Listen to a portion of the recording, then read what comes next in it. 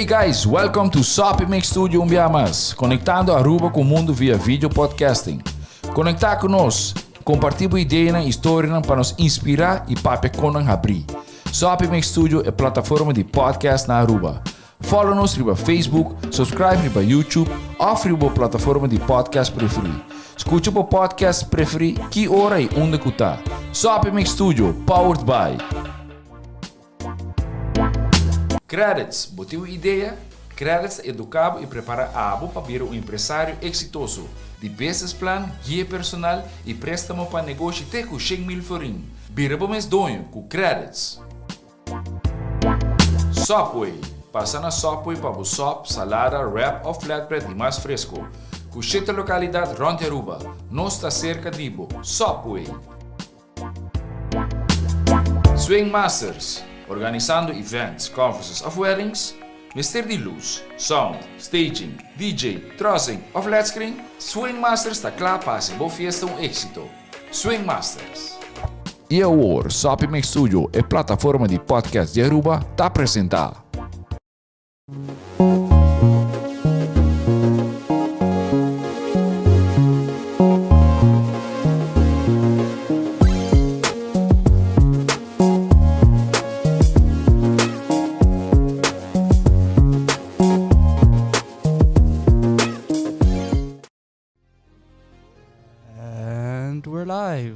We're live. Good morning if you just woke up. And good afternoon if you, for some reason, had to be awake early on a Saturday morning. Saturday morning. How are you feeling? I'm feeling good. Feeling good? Yeah. Introductions and sponsors? My name is Jean-Luc. I am a student at the University of Aruba, and I've had a interest in tech and games my entire life. My name is Bruce, multimedia engineer, advocate of digitalization, and we are looking towards Web 3.0 so we can exploit it and live empowered lives. Nice. Yeah, but so am I still on a renewable count? Yes. Very good. Good morning. Thank you to our sponsors, Subway, Qredits, of course, SwingMasterz for basically letting us be able to do this. Have this nice place with the studio. Yes. With the equipment, and if it wasn't for them, we wouldn't be here, really. Yes, sir. So, there's a lot happening, right? And it's going to be tough for me not to dabble into this very present war. So, my shout outs to the brave people of Ukraine, and we wish you the best. And we'll be watching closely. Actually, just so everybody knows, next week, Jean-Luc and I will attempt to do an exercise. What's the technologies present, and can we put a lens on it and see how it helps people or helps to destroy people? Basically, bring the topic for next week has been decided already. Basically, bring to light all the technologies or the modern day technologies that has a impact on how war is waged in right modern through era. the lens of tech impact and its hosts, and but let's go to some cool stuff. So I've been again reading all morning, and I wanted to share with you from a book called let me open it up. I actually downloaded a native app from Amazon.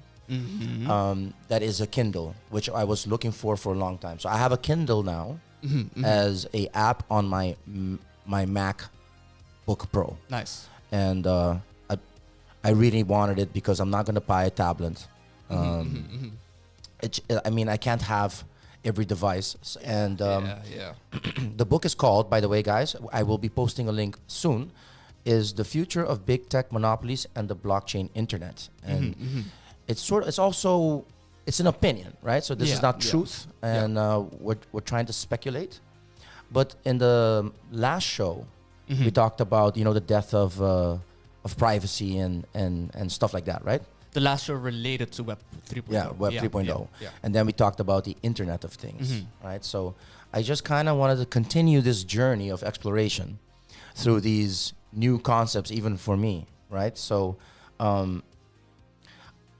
one of the lessons I've learned is, for example, vocabulary, descriptive vocabulary, and that the internet, the way it's explained to people, it's to simplify and get them on board, but it's also a bit delusionary almost. How so?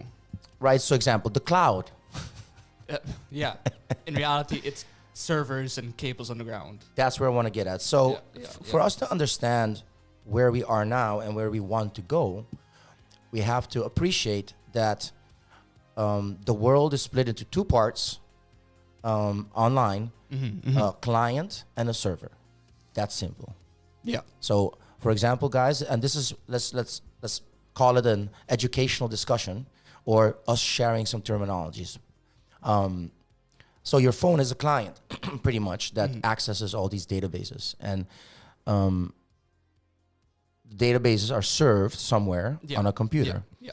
And let's bring back FAMG, which is Facebook, Amazon, Apple, Microsoft, and Google. Yes. So this is our big tech conglomerates. Conglomerate. Oligopoly. There's a word for it. So it's not monopoly. It's just a select group of people. Hey, what happened to my music? Monopoly. So poly. I'll look the word. It's in the book. I couldn't remember. Yes, there's a word for it. Omnipoly. Monopoly. No, but anyway, it's basically big tech has the monopoly over the internet at the moment, and that's an exercise. That's a thinking exercise, right? Yeah. So, what will blockchain do, in contrast to where we are now, is one replacement, the replacement of where the data is stored. Yes. Basically. Yeah. So that's the lesson I've learned. So the internet will stay the same. The user experience should stay the same. Relatively the Relative. same. Yes. And the only thing that will happen is that we'll have decentralized data in concept versus, all these apps that are created in a central server provider. Remember we talked about third parties? Yes. So if Jane wants to make an app, it's going to use third-party software that's owned by other companies, right? So this is kind of where you lose empowerment. And not to mention, we can basically see in an extreme form right now what a totalitarian state can do with technologies, right? Right now, those are where one person manages all media outlets, all internet connection, and if for example, the Russian community had more IQ when it comes to internet technology, they could have empowered themselves to keep getting, for example, outside news, right? So you could, for example, use the dark web to end up getting news that is outside of that pyramid. Without getting in too deep, I would like to argue that most of the modern generation, so roughly my age, are aware of these things and probably have raised the digital IQ. And you can see it in the interviews. I mean, I've been obsessed, but I've been following this thing from many news outlets. I watch an Indian news outlet. Wow. It's called World is One. Nice. And I watch, BBC is the West, and American TV. They're the flag holders of freedom. But in the end, we're in a situation where the news is coming in through Twitter feeds, right? And cameras are held by citizens or soldiers and whatnot. And there was this interesting comment I heard from a Dutch commentator, the Telegraaf. He said, our job is to filter the information. And I think that's a great way to see it. Filtering, their job is a sort of human factor in fact-checking. So that's their job. They're editors, and they're going to try and confirm these things. And what's interesting in Web 3.0, this is where the innovation can happen, right? So governance and protocol can happen through, and here we go, the DAO. Yes, the DAO. Right? What does DAO stand for? Decentralized Autonomous Organization. Yes. Which doesn't exist. It's conceptual. I mean, didn't Ethereum? Oh, they tried, and then They're trying. Yeah. They're trying. But to be honest, guys and gals, the DAO is, imagine an organization that doesn't have people in it. Yeah. And it's done through intelligence and software and governance and blockchain and ledger. And all of that can replace what, for example, a FDA could be doing. That's an application example of what a DAO could do. A more simpler explanation, right? Right. Is that this is basically a huge smart contract program, right? Where it has certain rules in place, and the simplest system that people are experimenting right now is as a voting system. Yeah, and yes, I want to get to that. The voting system, very interesting. So let me pull it back a bit. I'm going to pull it back conceptually. Web 3.0, the concept is to tackle certain issues in certain segments. Right? So briefly, right? Briefly. Web 1.0 was information. Was just simply information on the screen. Yeah. So Text. Marktplaats, if anybody remembers or still that lived in Holland, there was the eBay of Holland was Marktplaats, and it was a simple list. And there was no interaction. There was no real database interaction and accounts. And it was basically anybody could put a listing, and there was a hierarchy of stuff, right? So it's second-hand stuff. And then if you wanted a windsurf board, you have to end up at Zeilboten, and there's no search, right? So there was no utility. So it was extremely, compared to this day, basic. Very basic and very addictive even, because people would be... It's gambling at that point, because you have to keep scrolling and keep They would be searching these treasures, pretty much. But then, automation, great indexing of the content. Cookies. Well, wait. That's driving traffic. Let's talk just simply the user experience. That's Web 2. Yeah. Right? Yeah. So it's an interactive experience where... Newgrounds, pretty much. And that's kind of the rise of social media, the data economy. That's Web 2. MySpace. Yeah, the MySpaces. In Holland, you had Hives. I had both at one point. I had Facebook and Hives. And of course, Facebook was, much more intuitive and modern, and had these little modules that can independently work. Because if you remember, once upon an internet, if you pressed a button, the whole page had to reload. Yeah. And then later on, the innovation became, I think it's called Ajax, where a frame within a frame can do its own connections, and then it's a more seamless experience. And a great example would be the messaging systems within. Yeah, PMs, personal DMs, PMs, call it what you want.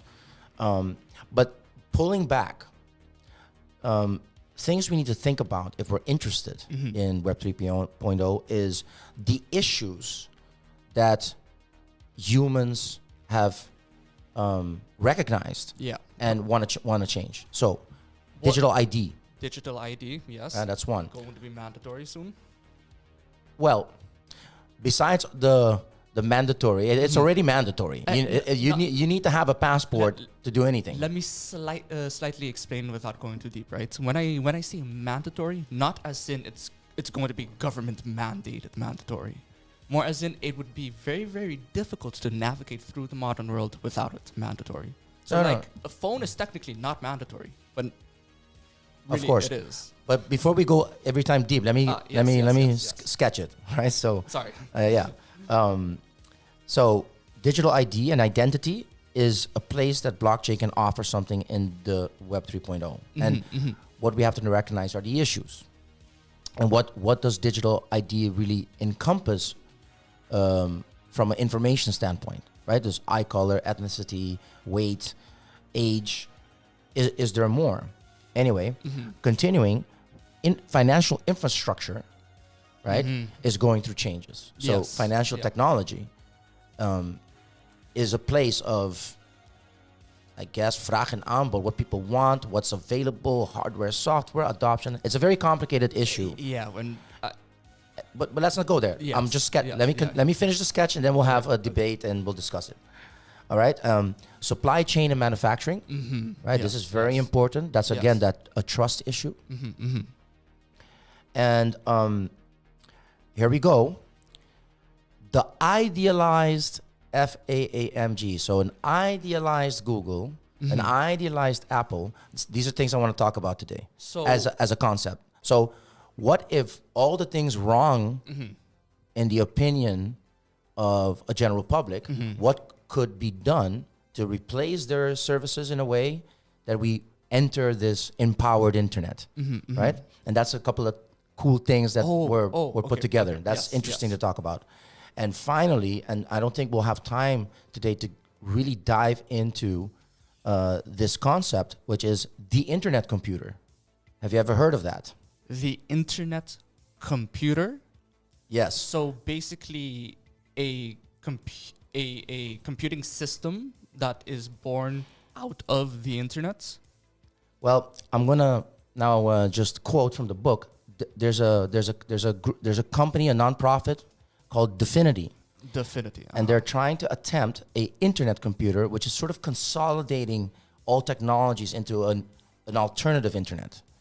To put it shortly, but we won't have time for that today. It's very interesting. Very interesting. Yeah. Yeah, very interesting, and I'll be providing links later on. I guess that's the topic for part 3. So that 3.0 will come series. in, guys.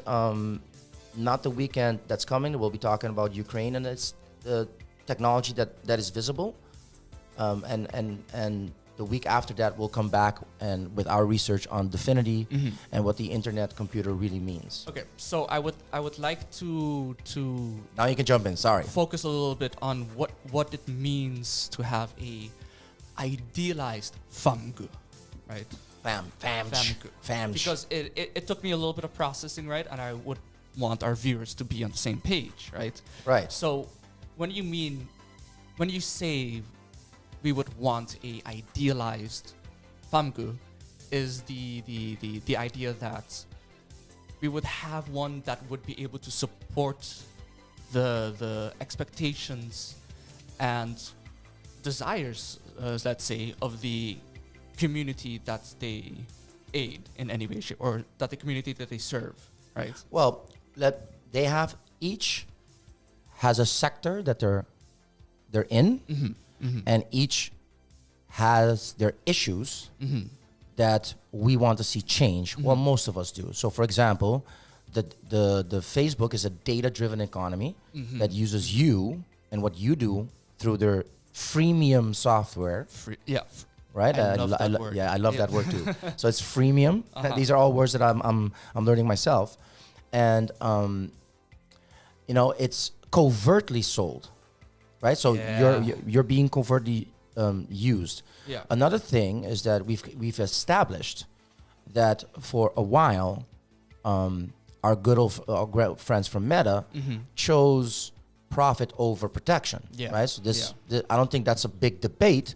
And they're making their changes. They're trying to react, but at the same time, they're not offering the transparency. And here's the idealized Facebook, right? What I can understand as an idea, and the idea would be that the algorithms that work for the ads would be transparent. That's one. Yeah. Two, that your consent, you have a governance consent over all data regarding you.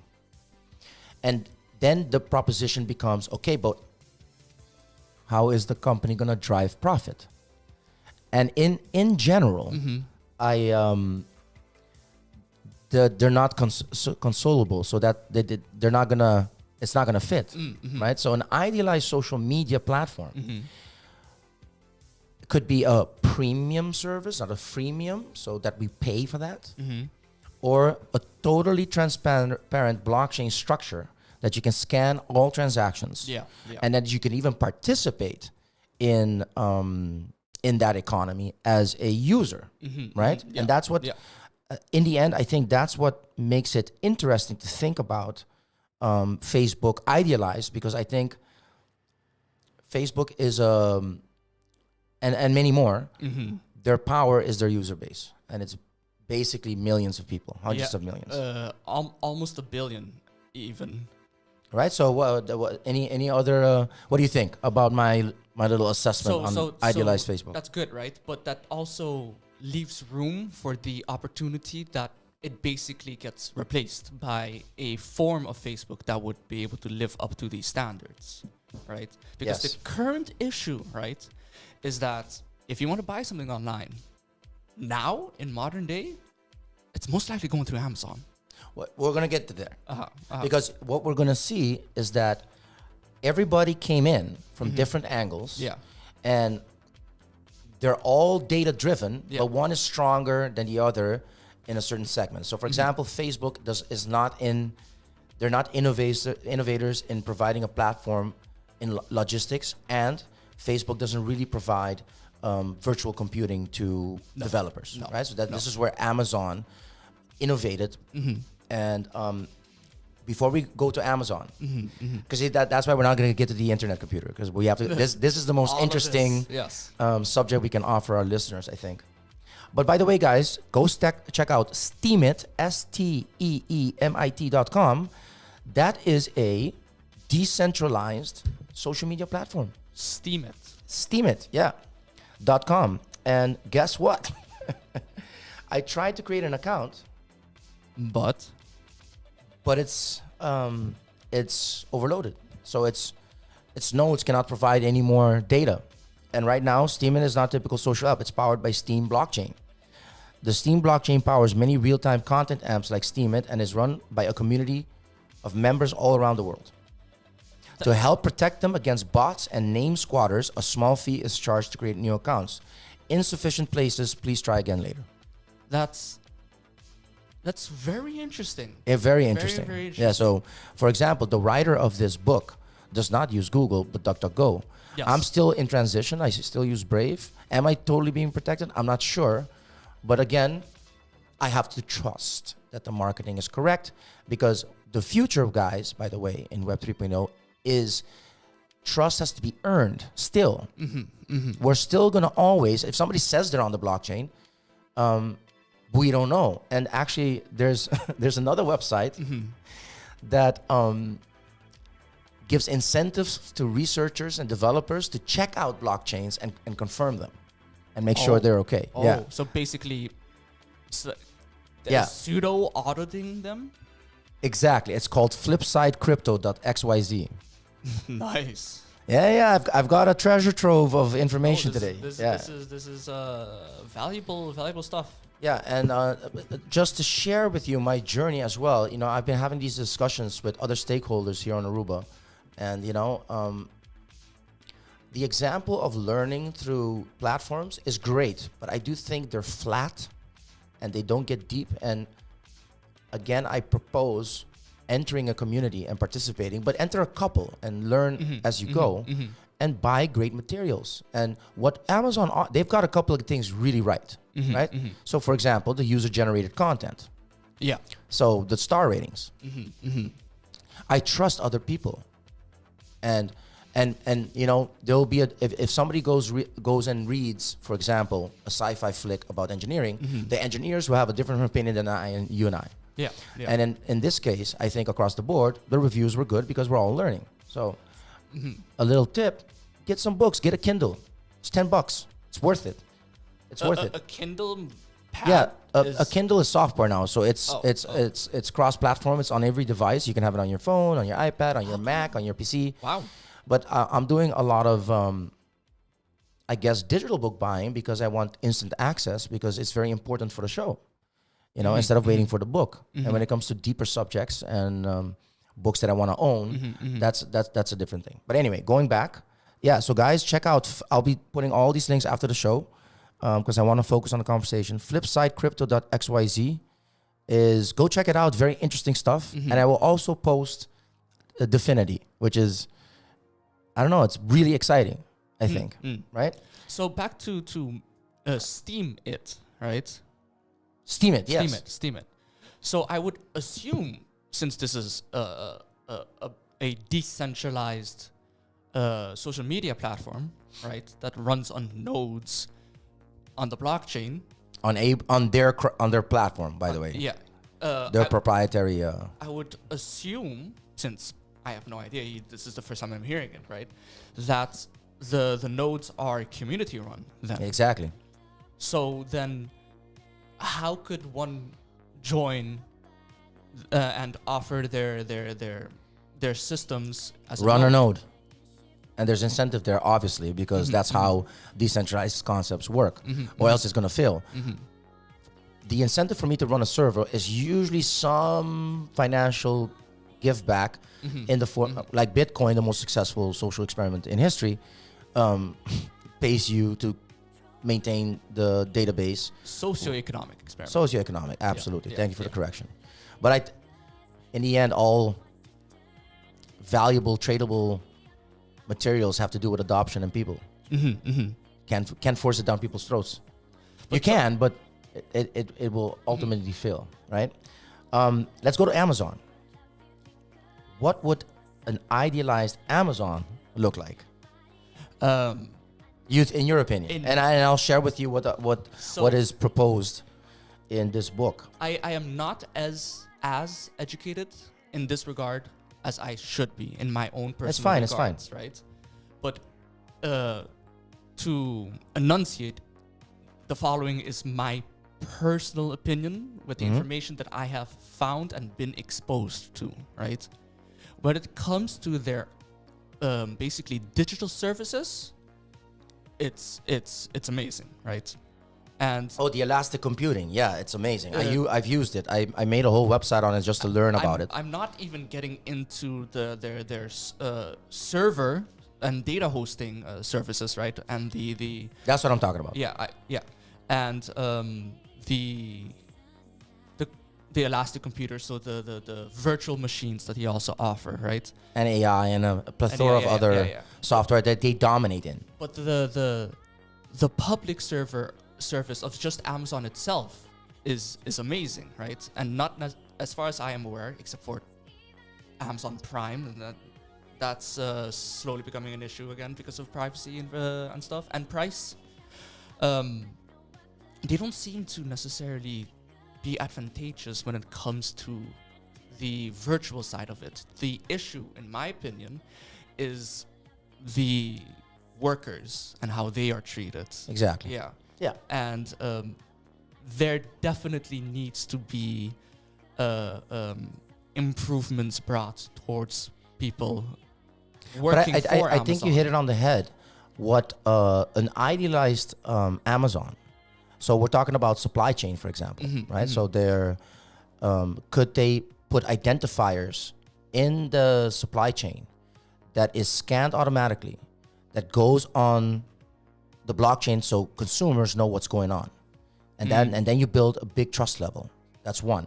Another highlighted issue is that if you think about their core business as a shop, right? They have very powerful data structures, right? So they understand a lot of other things that are their own information. For example, what works well, what price, quality, price and feature ratio works well on their platform. And then what do? Amazon Basics, which is an unfair advantage because you've got people generating a market. Yeah. And the only thing the market doesn't have, that market, so for example, somebody that imports Chinese guitars, right? And does it successfully. Exports. No. They have one thing that person doesn't have. They have a shop, and they use the software from Amazon to manage that shop. That sense. Yes, right? And they give delivery services and all that. Yeah. But they have an extra thing. They have all this powerful data where they can squeeze in more efficiency and they can squeeze in better pricing. And this is the unfair advantage of a monopoly, right? And the idealized Amazon would make all of this public information. Yeah. And then level the playing field for entrepreneurs to use that shop. So instead of them keeping all this interesting data that they are the most successful retargeter in the world. Yeah. Right? Yeah. How many Amazon Amazon ads do we get on a daily basis? And another thing is they have so much monopoly that content creators like us, right? Or if I decide to write a book about pantheism, for example, they take 40 and 60% because they have that monopoly. And if you level the playing field a little bit and they use better data, and if it's automated through great governance and structures, they don't have to take a big piece. This is where the DAO comes in as a replacement. So a DAO can do things so cheaply that they can offer, like a decentralized Spotify can offer most of the profits back to the artist, but now it's a centralized system, and shareholders are the ones that get paid out. Yeah, yeah. But the more I'm reading about it, it's very difficult concepts. I have a hard time sometimes myself. I was reading this morning, I'm like, oh man, how am I going to remember all this stuff? I'm going to have to read it 2 or 3 times. But I think I get the gist of it. Yes, yes. But my idealized version would be, it's crazy. Something that people working at Amazon need to go through, right? Everybody gets a computer, right, where they need to work on it, right? And there was a video released of this worker needing to watch a safety video, right? How to move boxes without getting injury, right? Right. It spoke about like the core is not activated, right? And then all of a sudden, the screen goes black because we don't see the person watching, right? But the screen goes black and says, your eyes are not on the screen. Please click anything else to continue. Yeah, but is that social engineering? They're using eye tracking to see whether you are actually looking at your screen and paying attention, and basically not allowing you to continue if you're not looking at the screen. You know, Black Mirror talks about that scenario where you're forced to watch ads. Yeah, it's super scary. Yeah. So that shouldn't be happening. That shouldn't be allowed, in my personal opinion. And remember, in today's show, we're going to segment into the Internet of Things, of course, because imagine all this power, and then on top of it, you couldn't even escape being a digital entity yourself. It wouldn't even be your choice. And there's this great movie that French made that explores an Internet of Things house in an Android takeover. Super interesting. I'll be sharing that link later. But let's continue the idealized Amazon, and I'll finish with this. An Amazon e-commerce DAO, right? They're talking about all you have to do is change the mechanisms, and the experience will stay the same. Yeah. Right? Yeah. And that's what I think is interesting. And in particular, they're talking also about Amazon Music, Video, Drive, if they go into that decentralized form. Transparent algorithms is the name of the game. Definitely. Right? Yeah. Cool. Idealized Apple. There's something to be said.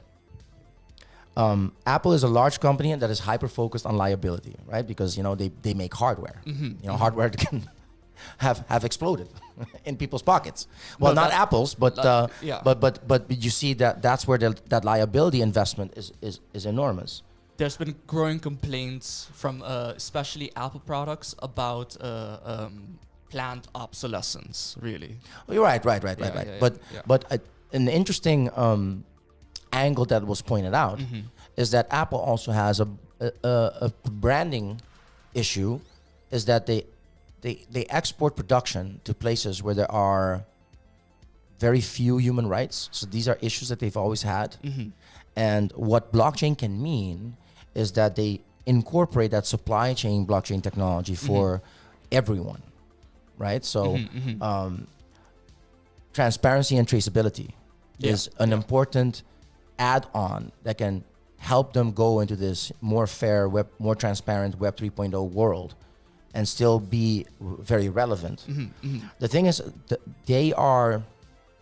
Apple is very powerful in the way that we're dependent on their devices, which is a little bit different than a social media platform. Yeah. And they also talk about pre-installment of software, which was Microsoft's big thing. Right, forcing Explorer on people, forcing Outlook. Forcing is a big word, but it's strategic. Everyone used to use Explorer. Exactly. Yeah, and let me move forward. I feel bad for you if you use Edge. I'm sorry. My Yes, condolences. yes. I've hated them forever. My condolences. Microsoft. Okay, but in a factory where a phone is created, an NFT would be minted by the manufacturer and tied to a device serial number or other identifiable characteristics on the physical phone. At each step of an iPhone's batch delivery, a device transfer would coincide with an NFT transfer. You see, and now we're having a very interesting utility of this NFT. And now we're talking, because I had this question last week, Friday, at Atya, and I finally have another answer where the NFT is applicable in huge scale by an enormous company. And they can increase trust levels, which I think is industry standard, right? So trust is a big deal. And I also was taught the difference between trust and trustless. Right, and the decentralized or blockchain maximalist wants full-on trustless organizations, right? So applications where trust is not even an issue. Yeah, you have no reason to even trust a person because there's no person involved. Exactly, Yeah. but the road from where we are now all the way to a full-fledged, decentralized, trustless society. Relatively long. It's we're a long way from home. Yes. Let's put it that way. But a point I want to hammer in, right? A friend of mine that I've spoken to around December worked with a company who was offering a blockchain system that is similar to this, right? A form of tracking software, right? Not in this sense where we can find out every process of the manufacturing process of the phone. Right. More of literal like Amazon UPS tracking, right? Right. And he mentioned that why do we need to do another blockchain? We have very good systems in that sense already, and it's already pretty effective in doing that specifically. So targeting and tracking a moving product, right? Yeah. But that's kind of the issue of development, right? So great development happens through, private funding. Innovation has always been in the free sector.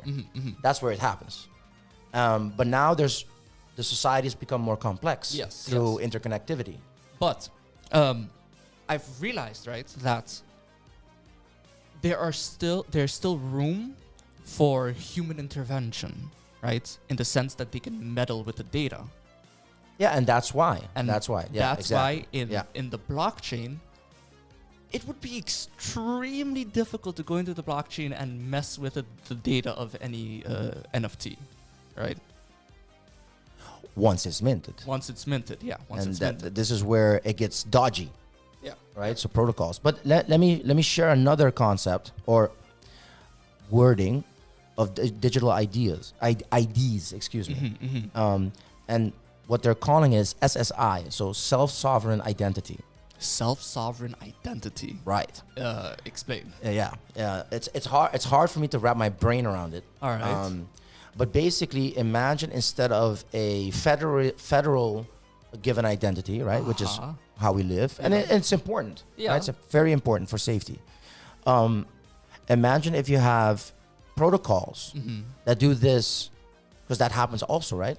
These protocols that check, for example, biometric data combined with financial transactions, combined with your ecosystem of friends that confirm your existence, and then a SSI is generated.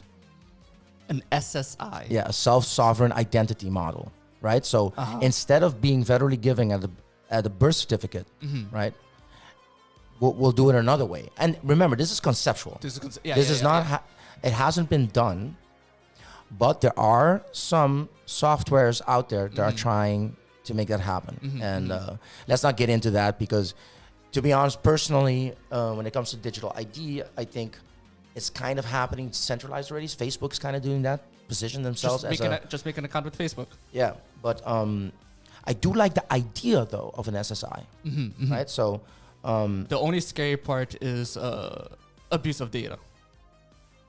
Yeah, and here the use case is an iPhone and an NFT and an SSI.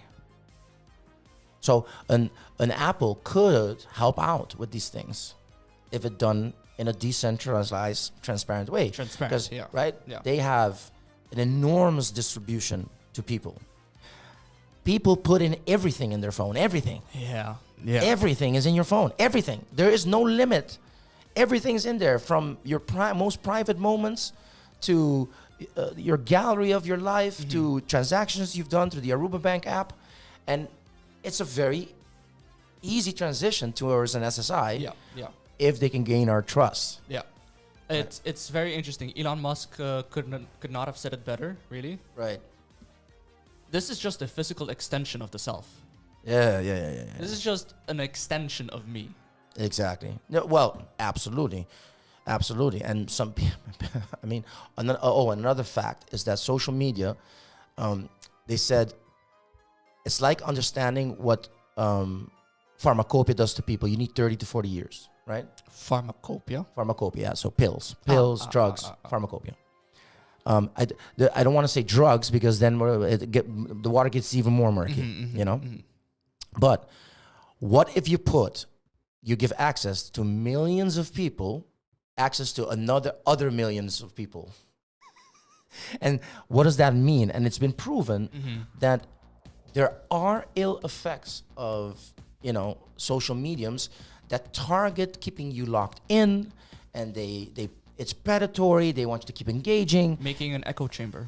And what kind of effect does it have? Well, there's been a lot of suffering, a lot of depression, and that's been proven. But it's not in that empirical stage where you can put your finger, right? These are the issues that Web 3.0 in concept wants to tackle. Okay, Apple, done with that. Here, This is a fun one. You'll like this one. An idealized Microsoft, and I quote, "Now Microsoft is a jack of all trades, monopoly of none." I think that's so funny. Yeah. It has a foothold in social networking with LinkedIn and GitHub. Oh. This is something I wasn't aware. Microsoft hosts GitHub? GitHub. Wow. Yeah. They have a diverse hardware line, but not one that could overshadow the many hardware giants, and we know who they are. They have an independent operating system, an app store, a browser, a search engine, all of which are inferior in market share to the Google and Apple equivalents. Microsoft splits its earnings somewhat equally across all segments. Yeah, That's they're even in the gaming industry. Right? And the proposition is creating out of these, separate organizations, shifting them towards a decentralized, autonomous organization somehow. But what's the incentive for Microsoft? Not much, really. No, for Microsoft, not really. Not really. So the open internet is hard to imagine, for example, a Microsoft really contributing to that. But I see Apple contributing to that because they're in the business of hardware in the end. Yeah. And yes, they have, they all dabbled into digital services. I mean, at one point, iTunes was the most successful digital distribution platform in the world. Yes. Right? Yes, yeah. And back in my day, when I was in Orange Grove, shout out to the boys, we actually sold on iTunes. We had our records, and it was amazing. We've printed CDs that cost a lot of money to print and distribute, a lot of risk. And then one day we uploaded the album at a certain MP3 resolution, right? Bit rate. And we were selling about $900 to $1,000 a month. Wow. Coming in straight up. And that's after 30% was taken off. Damn. And this was before there was a strong YouTube presence like it is now. And this is before Spotify. there was a Netflix and Spotify. And now things have changed. And I'm happy to see people thinking about let's empower content creators more. Yeah. And there's movements like Patreon. And I mean, Spotify, I was never into it because... So Spotify has been shown to be quite predatory towards their smaller Yeah, but they're investing all this cash in these elites, and they're not really distributing to the artists, which is the lifeblood of the platform. But anyway, moving on. So Microsoft is not that interesting in that way. They're happy being second, but they seem to have a great balance and a good presence. But they're not the giants anymore. But they were number one in one of these things. I mean, they're not the giants, right? Yet their products are everywhere. Yeah, and now they have basically cloud services because Outlook the Aruban government is on Microsoft. Yeah, and it works great. It works great. I mean, it's a seamless experience. You can download Word, you can send emails, and it's in that ecosystem of software. But it's expensive, obviously, and of course, LibreOffice is the Linux open source office suite. It's free, but it doesn't offer you all those Extra premium services of the cloud. Yeah. Right. Yeah. But it's hard to see them moving where we want them to go, which is, an open source platform or a DAO. I don't see that happening. Google, that's Pages. Where are we? Where are we with Google? How do we feel about Google? I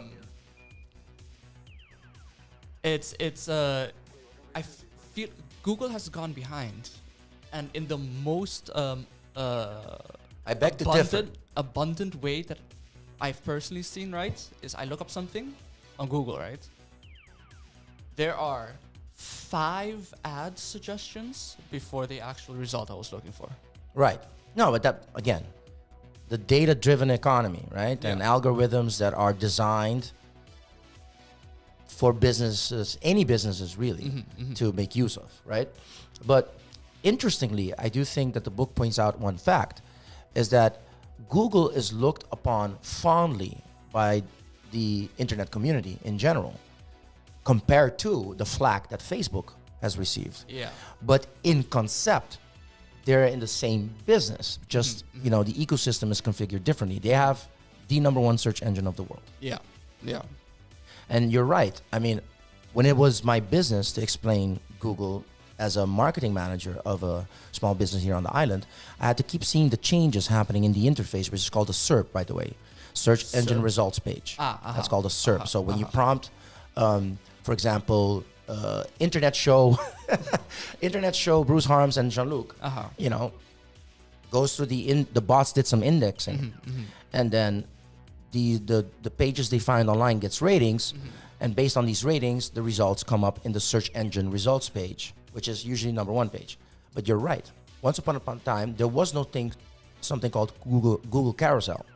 So Google Carousel at some point was a carousel of pictures on the side with a rating and a location and call now and all that. That's called Google Carousel, but it's changing. It's constantly changing. And for example, one of the battles is Tripadvisor versus Google. Because Google is infringing in the core business of Tripadvisor. Think about that. So if you search best local restaurant, right? You can find it on Google. Yeah. Google now overrides Tripadvisor unless the user base has their account, right? But if you're on Google, you're probably on a Gmail. Yeah. And you're probably logged in with your profile through Chrome. So this is where that monopoly question comes into play. And obviously tech companies can, they can fly under the radar regarding malpractices and, Easily. Yeah, because who's going to fact check them? Yeah, so for example, the writer even says, I've been using DuckDuckGo since forever. Okay. And I use DuckDuckGo as well. I've also transitioned. When I can't find something, I have to go to Google sometimes. I don't know.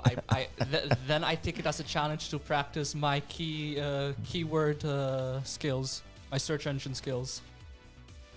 Here we go. Switching to transparent algorithms is possible for Google because it wouldn't interrupt its advertising revenue streams. So AdWords, AdSense, and YouTube ads could work just the same to cover operational expenses. So they actually have the biggest opportunity to go in a direction of transparency, right? And I mean, they're in the data server business, right? So you could argue that Amazon offers AWS, and I think Microsoft has one version as well, and Google has that, and Facebook doesn't really have that. No. Facebook is doing a whole nother segment, and they're like, nah, we're not going to compete with these people. Meta is trying to enter the metaverse that they think is so unique that they came up with. Exactly. Yeah. Well, obviously the trust levels are down. Oh yeah. And remember, one of the most powerful campaigns in the world against an idea or for an idea are documentaries on Netflix. Yeah. I mean, Yeah. I've seen people basically watch Blackfin, which is the story of the captured orca. What was his name again? The captured orca.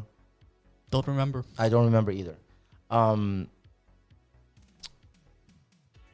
Silence. Blackfin. Well, the orca killed 3 or 4 trainers, right? And it was suggested that propaganda from SeaWorld. Kung? Blackfish. Thank you for the correction. Thank you for the correction, producer. Yeah, Blackfish. And basically it was the ruin of SeaWorld. They couldn't recover because it put into light that for example, the dorsal fin that's collapsed is totally unnatural. Right? Stuff like that. Yeah. And the exploring the psychosis of an animal. And there you see, the knowledge that we've gained in these years, and that's the exciting part. And if that can happen to SeaWorld with one documentary, the great hack is referenced many times, and the Cambridge Analytica scandal, and the list goes on and on. So Google actually has a trust issue, and decentralization could regain trust if they do it right. That's all is being proposed in the book, and I agree with the book. I actually teach people about Google as a empowering tool for small entrepreneur SMEs, right? But at the same time, let's keep looking at these rising technologies and what we can exploit as Aruba. Anyway, so that's a little bit about Google, and I think we've been through most of it, right? So are we missing anybody? I'm good. No, we went Facebook, Amazon, Apple, Microsoft. Yeah, we went through it all. Another thing, when it comes to China, they're way ahead. In when it comes to, for example, digital ID, and remember, I'm not saying that it's a good thing. I'm saying where they are technologically speaking, they are a little bit more ahead when it comes to centralized protocols and online payments and digital ID. It's all integrated almost seamlessly for a Chinese citizen. Yeah, right? It's quite easily an entire Black Mirror episode. Exactly. To live in modern day China. Yeah. I mean, they have one app. I think it's called, I forgot the names, but they have 2 payment apps that are totally integrated with the banks already. Wow. Yeah, and unlike us here in the West, there's a lot of resistance. It's if you think about, for example, what is Visa or MasterCard? They're not banks, right? No, they're just I think they operate on something called a credit union, right? Credit union? Yeah. That's a different legal entity. This is beyond me. Yeah, well, I had to learn a little bit about it for this business venture a while back. But yeah, they run on that, and their primary role is compliance, right? And obviously they're very important with integrating with SWIFT. I'm not a financial guy. I don't understand all of that, but that's where my horizon is seen. I want to cover. Where are we? Oh, we're at 55 minutes. Yeah, I think. Okay. That was a lot, right? Was that a lot? That was it. I unpacked a lot there. I'm so sorry, people, but I do think it's interesting. We're going to come back to these concepts, and I'm very excited about going through the internet computer, which is sort of manifestation of a vision that we can look at as a solution, because we focused on the problems, right? Yeah, and that's what everybody's doing, because nobody really has an idea what the Internet of Things and a Web 3.0. Web 3.0 is about empowering the community. I think in concept, what they're always looking at. And the Internet of Things is when the digital world is going to be much more physical. And it was in our captions. But can you imagine Amazon selling you Amazon Basics, and they're online, and they're sending data about you without you knowing, which is a scary idea. That's probably reality. But I mean, I don't have anything at my house regarding Amazon Basics that's connected to the internet that I know of. Oh, I don't think so either. Somebody told me once that flat screen TVs are doing that. That's why they're so cheap. So a 65 inch flat screen right now is about $250. It's kind of nuts if you think about it. Yeah. Back in the day, I used to watch screens of that size for 10,000 euros at MediaMarkt when I was younger in Holland. And somebody pointed out to me that, yeah, but they're capturing data.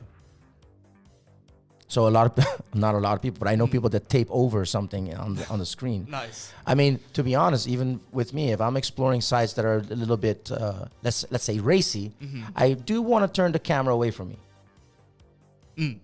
Right? When I'm doing anything strange, camera away. Yes, sir. I don't want some email to come in with, right? Right. Yeah. So let's finish with that. I think it's interesting. Go check out. I'll be sharing some white papers, by the way. I have that too.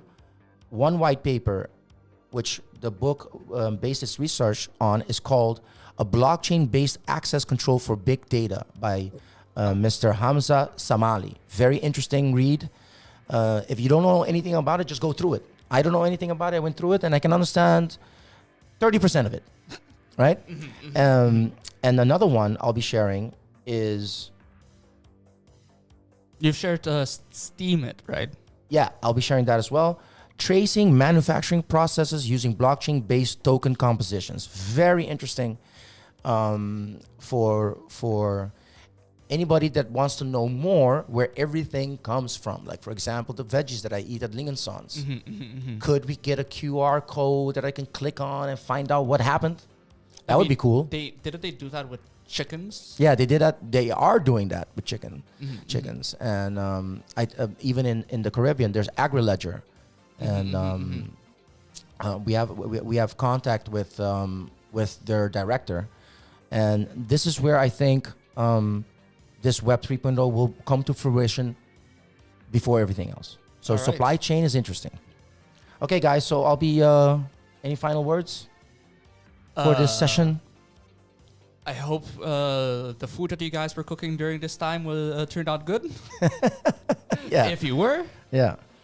This was a massive It was massive. I'm load. sorry. Yes. But I did a lot of reading this morning. And I'll be sharing some more reading. And we definitely need to revisit this again. Yes, we'll be revisiting the week after. But next week, we'll be talking about Ukraine. Let's thank our sponsor again, Subway, Qredits, and SwingMasterz.